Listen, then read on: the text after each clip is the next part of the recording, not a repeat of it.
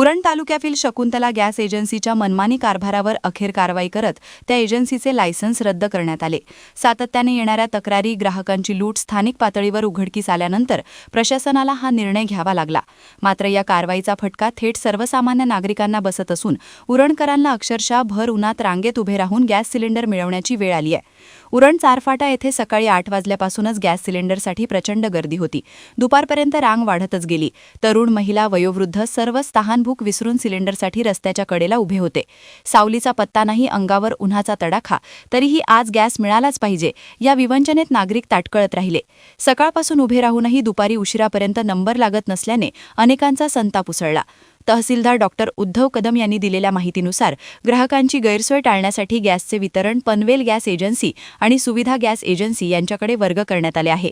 जुना consumer number वापरून booking करता येईल, तसेच घरपोच सेवा सुरू राहील असा दावा प्रशासनाकडून करण्यात आलाय। मात्र प्रत्यक्षात अधिकृत विक्रेत्यांची स्पष्ट नेमणूक न झाल्याने वितरण व्यवस्थाच कोलमडल्याचे चित्र आहे। परिणामी चारफाट्यावर सिलेंडर घेऊन उभ्या असलेल्या लांबलचक रांगा, वाहतुकीचा गोंधळ आणि नागरिकांची होणारी प्रचंड गैरसोय हे दृश्य रोजचेच झाले आहे। एजन्सीवर कारवाई झाली खरी, पण शिक्षा मात्र सामान्य जनतेला का, असा जळजळीत सवाल आता उरणकर विचारत आहेत। दरम्यान उरण तालुका मराठी पत्रकार संघाने प्रशासनाने तातडीने लक्ष घालून अधिकृत विक्रेत्यांची नियुक्ती करावी आणि गॅस पुरवठा पूर्ववत सुरळीत करावा अशी ठाम मागणी केली आहे।